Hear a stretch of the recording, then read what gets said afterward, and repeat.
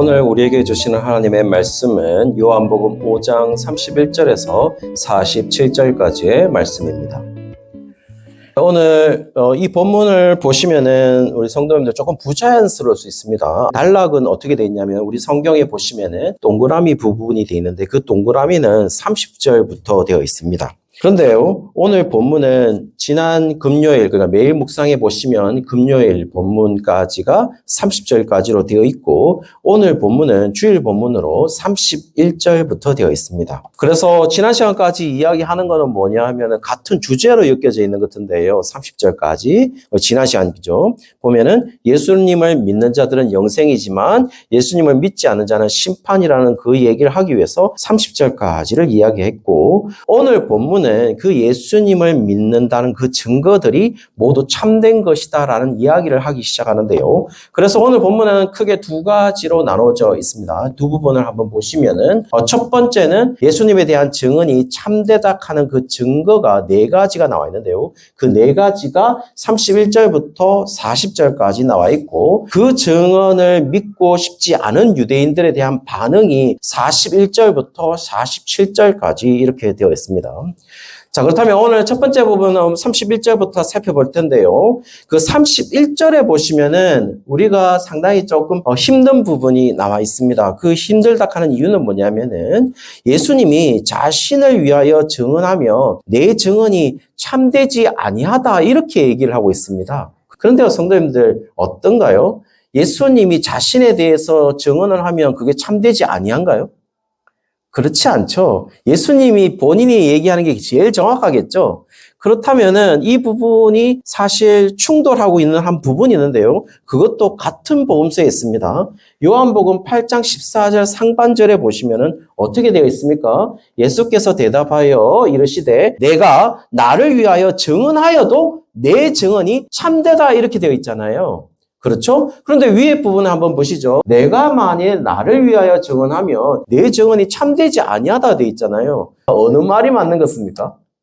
그래서 이 부분을 보시면은 관점의 차이인데요. 관점은 뭐냐면은 어떤 증언하는 내용이 있으면 그것에 대해서 증언하는 증언자가 있고 그 다음에 그 증언을 듣는 사람이 있죠. 그렇죠? 그러면 증언을 듣는 사람의 입장에서는 증언을 들어보고 그 증언의 내용이 참이냐 거짓이냐라는 걸 판단하게 되겠죠.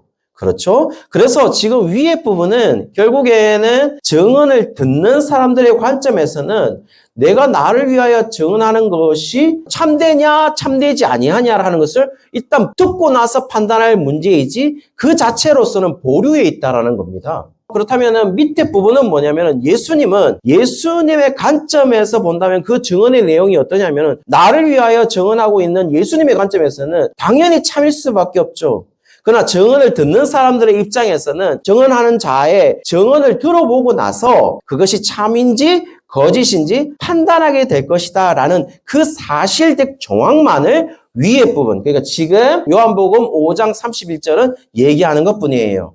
왜 그러냐면은 성도님들 요한복음의 대부분의 독자들이 만약에 유대인들이었다면 유대인들은 율법상에 의해서 증언하는 사람이 두세 사람이 증언을 해야 했지만 그것이 참되다고 증언을 받잖아요. 그런데 예수님 혼자 증언하게 되면 증언을 듣는 사람은 혼자 증언하는 것을 통하여서 참된지 거짓인지를 보류하게 될 거라는 거예요. 그래서 실제로 이 말은 예수님의 입장에서 얘기하는 것이냐 아니면 증언을 듣는 사람의 입장에서 얘기하는 것이냐에 따라서 조금 다른 결론이 이루어진다라는 것을 얘기할 뿐 두 구절이 충돌하고 있는 것은 아니에요. 특별히 34절에 보시면은 예수님은 사람에게서 증언을 취하지 않는다고 얘기하고 있잖아요. 이 세례 요한의 이야기예요. 세례 요한의 이야기를 보면은 세례 요한의 증거가 필요 없다라는 게 아니라 예수님에 대한 증언은 내 힘으로, 그러니까 내가 말하는 그걸로 참되다, 거짓이다 판단할 수 있는 게 아니라 예수님 자체에 대한 증언은 그대로, 그 자체로 참이다라는 이야기를 하고 있는 것 뿐이겠죠. 이게 언뜻 봐서는 이 두 문장이 정말 충돌하고 있어서 아니 내가 혼자 증언하니까 내 말이 참인지 거짓인지 판단할 수 없다라고 생각하시지만 그게 아니라 실제적으로 31절을 원문 그대로 얘기를 한다면은 이게 왜 증언을 듣는 사람들의 입장이냐면은 31절을 원문 그대로 얘기하면 이렇습니다.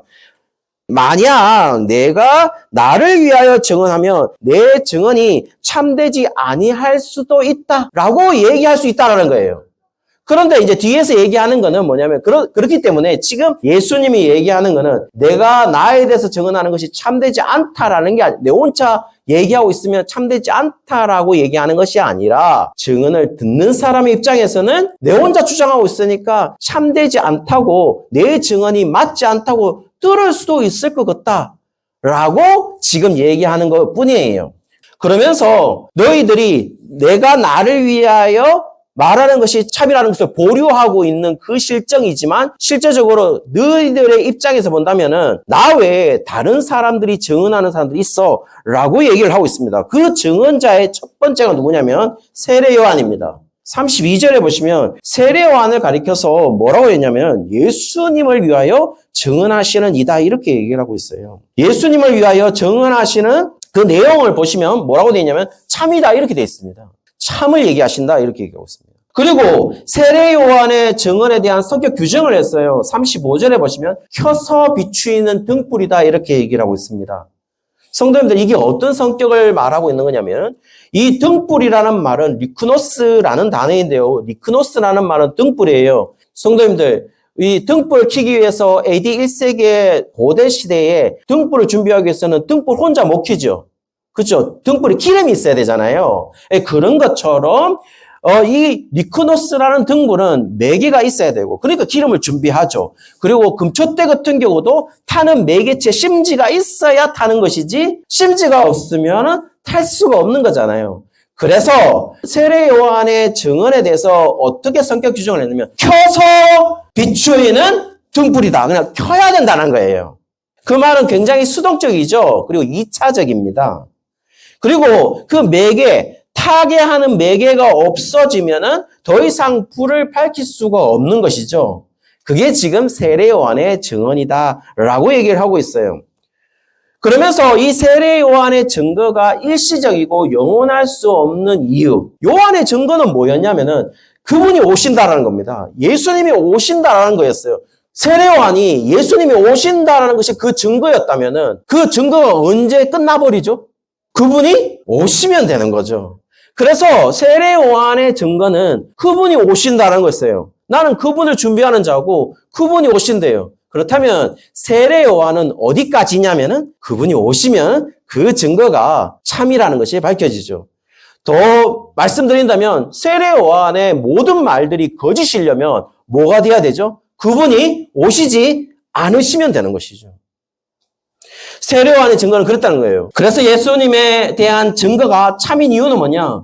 세례 요한이 그렇게 얘기했는데 진짜 그분이 오셨어. 이 얘기를 하고 있다는 겁니다. 두 번째 증언하는 사람이 누구냐면은 36절에 보시면 예수님 자신이다라고 얘기했어요. 그 예수님이 자신인데 그분은 누구냐면은 요한보다 더 큰 증거가 있다라고 말을 하고 있습니다. 성도님들 이 말이 요한보다 더 큰 증거니까 요한의 증거를 폄훼하고 싶은 게 아니라 요한이 증거하던 그 실제가 나타났기 때문에 요한을 가리켜서는 켜서 비추이는 등불이었어요. 그냥 한마디로 매개체가 있어야지만 켜서 비추이는 등불이지만 요한복음 1장 4절에 보십시오. 요한복음 1장 4절에 예수님을 가리켜서 뭐라고 했냐면 사람들의 빛이다 이렇게 냈어요. 그래서 요한복음에서 나타나는 세례 요한은 켜서 비추이는 등불이니까 리크노스지만은 사람들의 빛을 얘기하는 예수님은 그 빛은 뭐라고 되어 있냐면은 포스라고 되어 있어. 빛은 아무런 매개체 없이 빛은 그대로 비치는 그 자체란 말입니다. 그러니 켜서 비추이는 등불과 빛 자체인 것과는 엄청난 무게감의 차이가 있잖아요. 가치의 차이가 있는 거죠. 그런 것처럼 세례 요한의 증거를 폄훼하고 싶은 게 아니라 세례 요한은 그거인데 예수님은 켜서 비추이는 등불이 아니라 빛 그 자체다라는 걸 얘기하면서 무게감으로써 분명히 차이를 두고 있고 그것을 증명하기 위해 실제적으로 예수님은 표적을 행하시잖아요. 예수님에 대한 증거를 위해서 표적을 행하시지만 세례 요한은 표적 자체에 대한 증거가 단 한 군데도 없습니다. 그렇지 않습니까? 예, 그런 것처럼 지금 내가 세례 요한보다 더 큰 증거를 하고 있다라는 말이 세례 요한을 폄훼하고 싶은 게 아니라 지금 그 성격 규정에 있어서 예수님은 스스로 비추이는 빛이다. 이 얘기를 하고 싶은 거죠. 그러면서 세 번째 증언자가 나옵니다. 37절에 보시면 하나님 아버지다 이렇게 얘기를 하면서 하나님 아버지께서 친히 예수님을 증언하셨다 이 얘기를 하고 있습니다. 여러분 같은 문헌 속에서 같은 이야기를 하는 부분이 있는데요. 요한일서 5장 9절 한번 보시죠.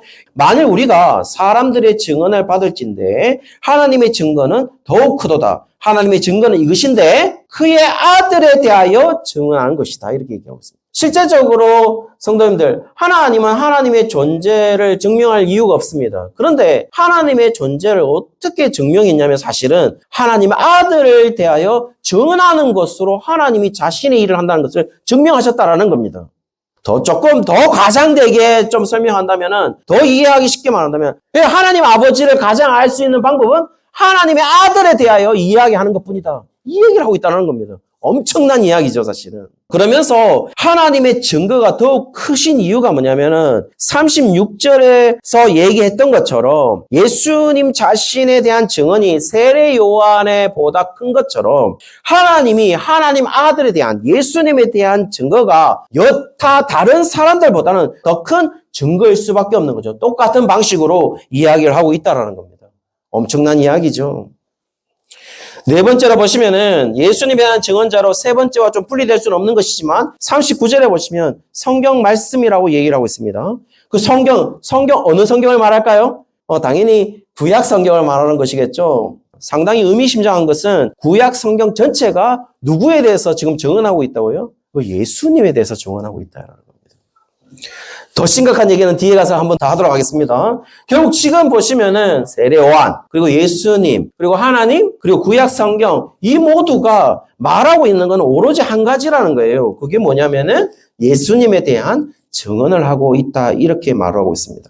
자, 그렇다면 이 증언에 대해서 반응을 조금 기록해 놨는데요. 그 반응을 보시면 38절 하반절에 보시면 어떻게 되냐면 하나님이 보내신 예수님을 믿지 않았다 이렇게 얘기를 하고 있습니다. 증언이 있음에도 불구하고 믿지 않았어 라고 얘기를 하고 있고 조금 생각해 볼 구절이 있는데요. 39절 한번 보시죠. 영생을 얻기 위하여 구약 성경을 연구한다 이렇게 말하고 있습니다.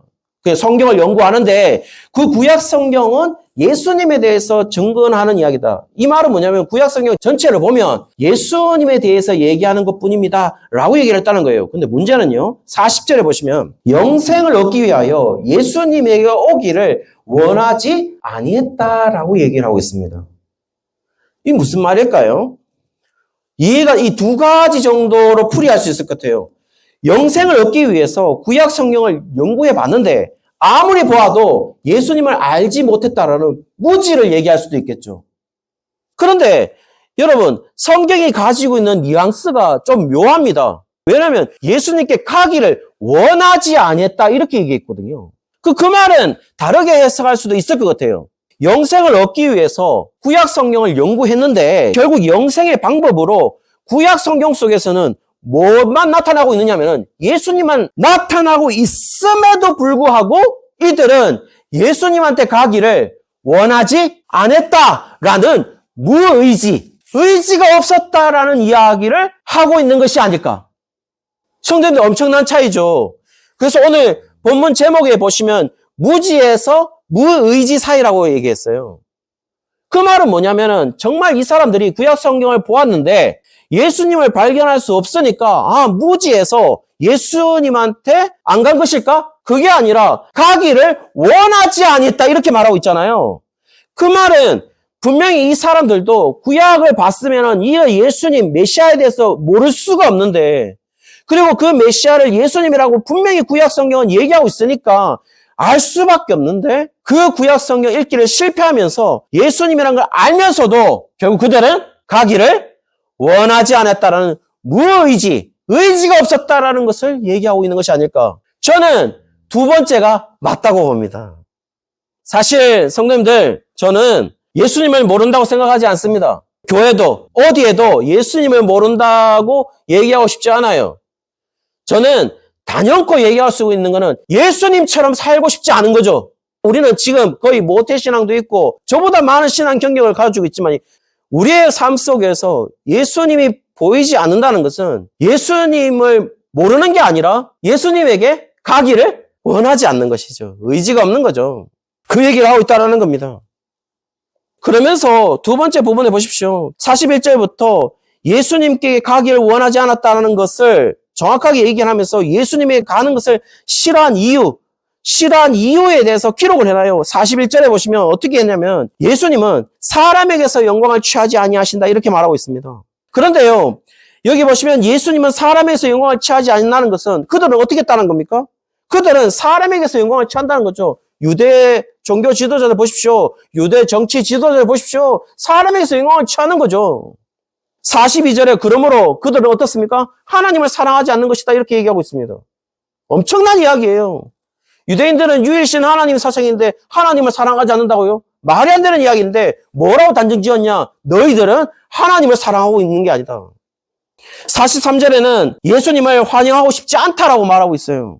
44절에는 그들은 서로 영광을 취하고 있다. 그들 스스로가 서로 영광을 취하고 있다는 거예요.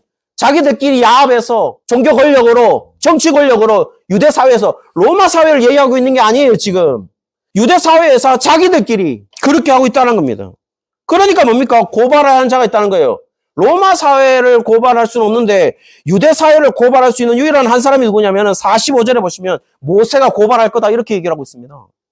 그리고 이해하기 어려운 이야기를 하는데요. 46절부터 47절까지 보면 모세가 고발하는 이유를 얘기했어요. 그건 뭐냐면 모세를 믿었다면 예수님을 믿어야 할 수밖에 없다라고 얘기를 하고 있습니다. 모세를 믿었으면은 예수님을 믿을 수밖에 없다. 왜 그렇다는 얘기냐? 얘기를 하고 있습니다. 47절에 보시면 이 글을 믿지 않았다. 이 말은 뭐예요? 이 글은 누굴까요? 모세가 적은 글이겠죠. 모세 오경을 믿지 않기 때문에 너희들이 지금 예수님을 믿지 않는 것이다. 이렇게 얘기하고 있습니다. 성도님들, 이게 정말 희한한 이야기입니다. 모세 오경은 토라죠. 율법서입니다. 율법서. 토라라는 말은 모세 오경이라는 말은 토라로 구분되어 있습니다. 그 말은 모세 오경 안에는 율법 조항이 하나하나 다 들어가 있어요. 그 말은 뭐라는 말이죠? 율법을 지키라는 얘기예요. 그렇다면 성도님들, 이 말은 뭘까요? 지금 무슨 얘기를 하는 걸까요? 모세의 글에는 율법 조항 하나하나가 들어가 있는데 그걸 보고 뭐 어쨌다는 얘기인데 나는 그 조항을 보고도 그냥 하나하나 잘 지켜야지 이런 생각만 하고 있었는데 오늘 본문에서 얘기하고 있는 건 뭐냐? 모세가 자신의 글을 적었는데 자신의 글은 누구를 얘기하는 거냐? 예수님에 대한 증거다. 그러니까 율법 조항 하나하나가 뭘 얘기하는 거죠? 지키라 이게 아니라 예수님을 얘기하고 있는 거래요. 그 말은 뭘 말한 것이냐? 정말 위험스러운 말일 수도 있겠지만 가장 정확한 말은 뭐냐면 율법을 지키는 것이 무엇이냐라고 모세에게 묻는다면 모세님, 당신에게 있어서 그리고 당신이 글을 적었는데 율법을 정말 다 지켰다라는 말은 뭘 의미하나요? 라고 물어본다면 오늘 이 글에 의하면 예수님을 믿는 거야. 율법을 지키는 게 뭐냐? 라고 물었을 때 결국 모세의 답은 예수님을 믿는 것이다. 나의 글을 믿는다는 것은 모세 오경의 율법 조항 하나하나를 믿는다는 것은 뭘 말하는 것이냐? 그 글이 나타내고 있는 예수님을 믿는 것이다. 이 얘기를 하고 있다는 겁니다. 성도님들, 무엇이 옳은 건가요? 율법을 다 지켜서 의를 획득하는 그것이 옳은 건가요? 그게 아니라 예수님을 믿는 것이 옳은 것이죠. 그 얘기를 하고 있다는 겁니다. 그런데요, 그걸 발견했음에도 불구하고 유대인들은 어떻게 했다고요? 예수님께 가기를 원하지 아니했다. 당연하겠죠. 유대 사회에서 누가 예수님한테 가기를 원하겠어요? 예수님을 왕으로 모실 수 있겠습니까? 내가 지금 왕인데. 헤롯이 유아살인을 명령할 때 왜 예수님을 죽이라고 명령했을까요? 거기에 메시아가 태어난다 했으니까, 그리스도가 태어난다 했으니까, 그리스도가 뭔데요? 왕인데, 유대 사회에서. 그러니 다른 왕이 존재할 수 없으니 유아살인을 명령했던 것이죠. 엄청나게 대단한 죄인처럼 보이죠? 엄청나게 나쁜 놈처럼 보이죠? 그렇지 않습니다. 오늘 성경은 뭐라고 얘기했냐? 유대 그리스도를 믿고 있어도 예수님을 알면서도 가지 않는다. 그들은 예수님에 대한 무지를 가지고 있는 게 아닙니다. 그들은 예수님을 거부하고 있는 것이죠. 사랑하는 성도님들, 우리는 착각하지 말아야 될 것이 우리의 삶에 대한 태도가 예수님을 모르는 것일까? 저는 그렇게 생각하지 않습니다. 우리는 예수님을 거부하고 있는 거예요.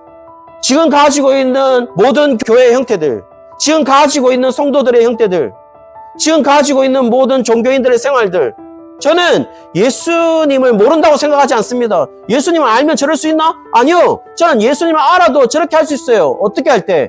예수님을 알지만 거부하고 있는 겁니다. 예수님을 인정하는 순간 우리는 뭐 해야 됩니까? 내가 가지고 있는 이권들, 내가 가지고 있는 유익들을 다 내려놔야 되거든요. 그게 예수님을 믿는 겁니다. 성도님들의 삶에서, 그리고 저의 삶에서 기득권과 특권과 힘을 가지고 행세하고 있는 것은 누구일까요? 우리 아닙니까?